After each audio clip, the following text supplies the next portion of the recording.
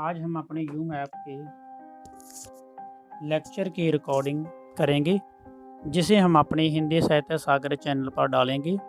सभी छात्रों ने अपनी वीडियो और ऑडियो वाले बटन को बंद कर देना है, ताकि हमारी कक्षा अच्छी तरह से चल सके।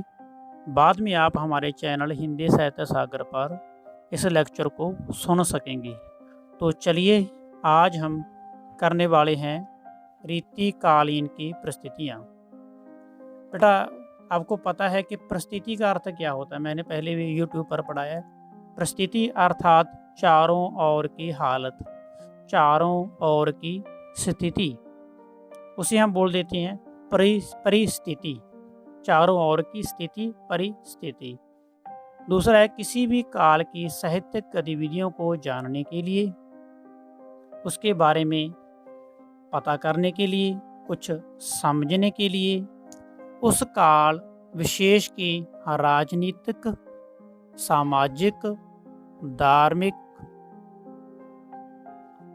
और आर्थिक स्थिति को जानना जरूरी है। बेटा मैक बंद कर लो, आवाज आ रही है बीच बीच में।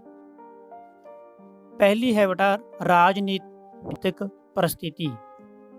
राजनीतिक अर्थात राजनीति से होगी, उसी से संबंधित। सामाजिक, समाज से संबंधित।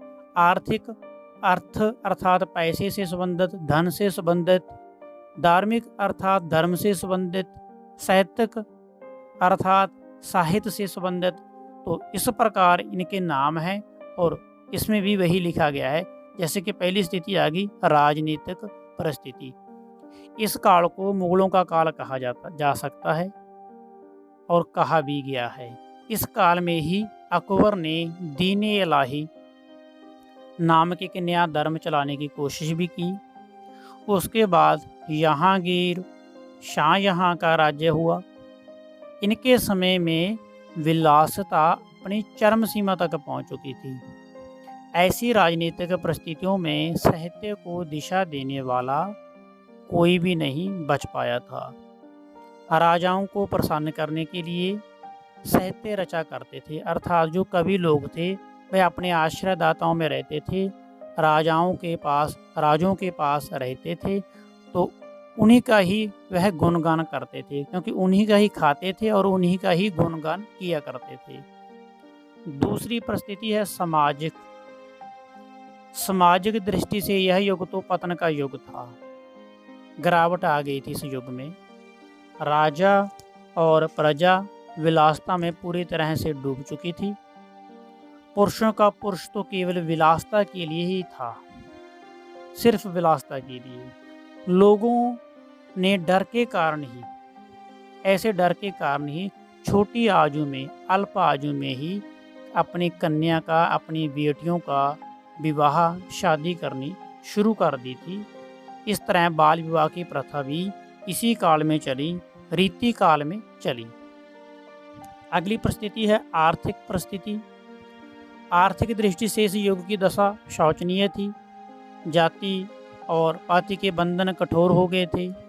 समाज अमीर और गरीब वर्ग में बांटा हुआ था, क्योंकि अर्थ का संबंध ही पैसे से है, धन से है। तो समाज अमीर और गरीब वर्ग में बांटा ही जाएगा।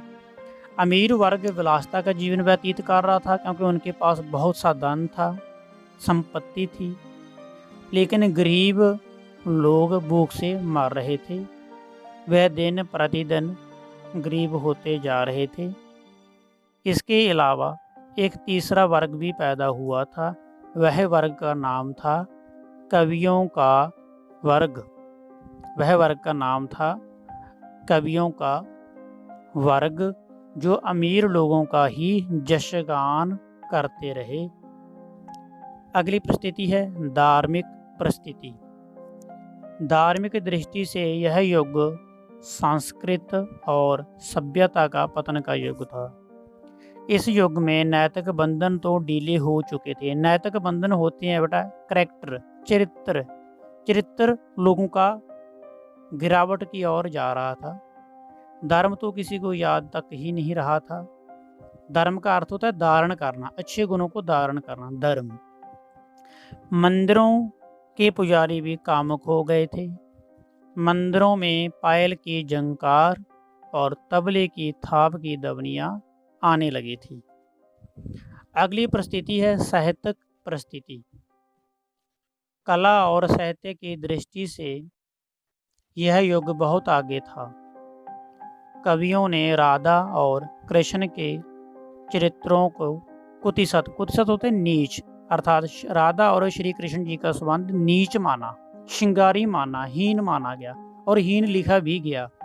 सिर्फ राजाओं की कामुकता को बढ़ाने के लिए उन्होंने फारसी भाषा का प्रयोग न कर संस्कृत भाषा का भी प्रयोग किया।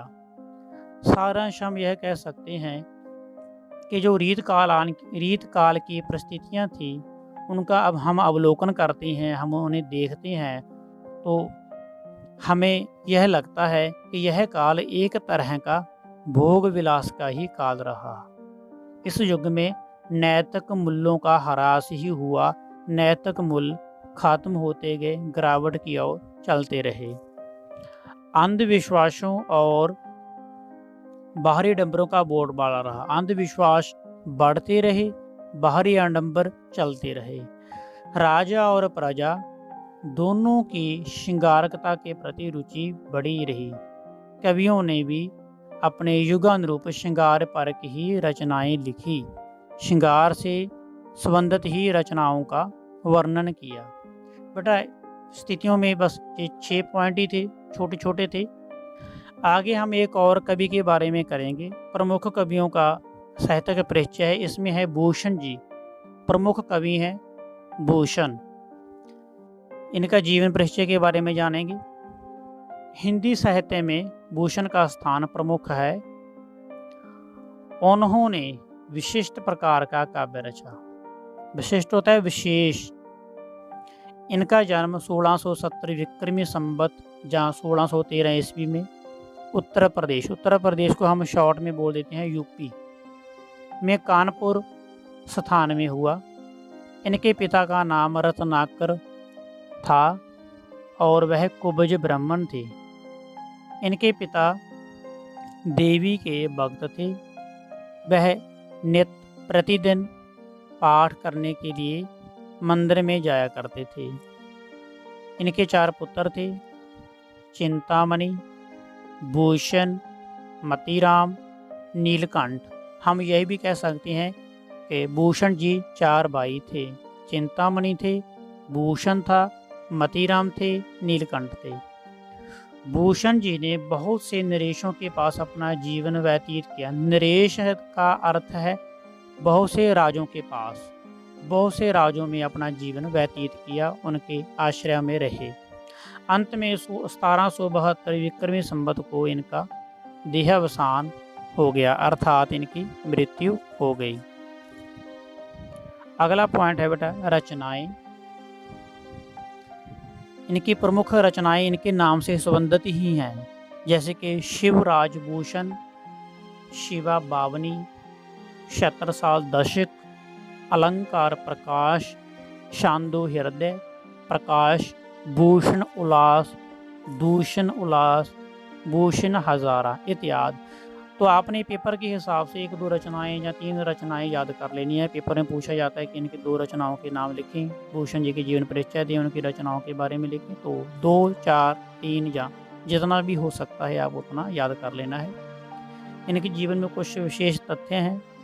पहला है इनको रीति काल का राष्ट्र कवि कहा गया। दूसरा है इन्होंने वीर रस में ही काव्य की रचना की, अर्थात जो इनकी रचनाएं हैं, कविताएं हैं, उनमें वीर रस का वर्णन है। ऐसा माना जाता है कि राजा छत्रसाल ने इनकी पालकी को कंधा भी लगाया था।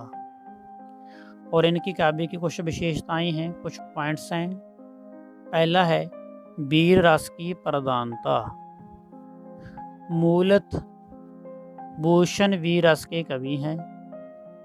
उन्होंने रीतिकालीन कवियों की श्रृंगारक प्रवृत्ति को त्याग कर वीर रस को मनुष्य रूप में अपने काव्य में स्थान दिया।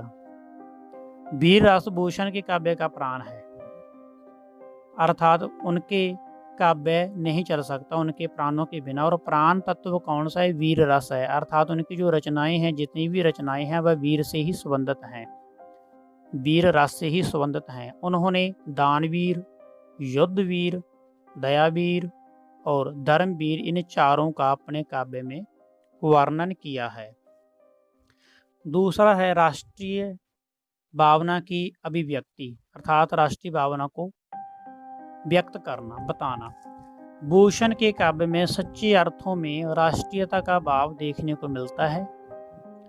उन्होंने अपनी ओजस्वी कविता में भारतीय में स्वदेश प्रेम, स्वदेश होता है अपने देश का प्रेम, अपने देश के प्रेम, दबे सबर को चेतना प्रदान की है। तीसरा पॉइंट है रस निरूपण। भूषण भी रस के कवि हैं। उन्होंने शिवा बावनी, जैसे कि पहले नाम आ चुके हैं ग्रंथों के, शिवराज, भूषण और शतल शारदास, तीनों रचनाएं वीर रस प्रदान है, अर्थात वीर रस में ही लिखी गई हैं। 4 नंबर पॉइंट छंद विधान। छंद विधान का अर्थ होता है कि कौन से छंदों का प्रयोग किया गया है। तो भूषण जी ने अपने काव्य रचनाओं में रोला, छप्पे, कबित, दोहा, उल्लास, सोइया आदि छंदों का प्रयोग किया है। अगला पॉइंट है अलंकार योजना, कि कौन कौन से अलंकारों का प्रयोग किया है। तो रीतिकालीन अन्य कवियों की बातें ही भूषण जी ने भी अपनी कविता में कामनी का, अर्थात श्रृंगार अलंकारों द्वारा, जहाँ श्रृंगार अलंकार का प्रयोग किया है। आगे है इनकी भाषा। भूषण कवि की भाषा ब्रज भाषा है। ब्रज भाषा कोमल है और मधुर भी है, और यह मधुर मानी भी जाती है, परंतु वीर रस के कवियों ने इसकी मधुरता, इसकी सरसता, इसकी कोमलता को त्याग दिया है। भूषण ने इस भाषा के अलावा तुर्की, अरबी, फारसी शब्दों का भी प्रयोग किया। बेटा यह तो था हमारे रीति काल की परिस्थितियाँ, और उनके प्रमुख कवियों में से था भूषण, उनके जीवन के बारे में और उनके काव्य की कुछ विशेषताओं के बारे में। तो आपको पता है कि ये नोटिस हैं, तो आप इन नोट्स को आप एक अपनी कॉपी पर लिख लेना। नियम रखने के लिए सभी छात्रों का बहुत बहुत धन्यवाद, बहुत बहुत आभार। थैंक यू, शुक्रिया जी।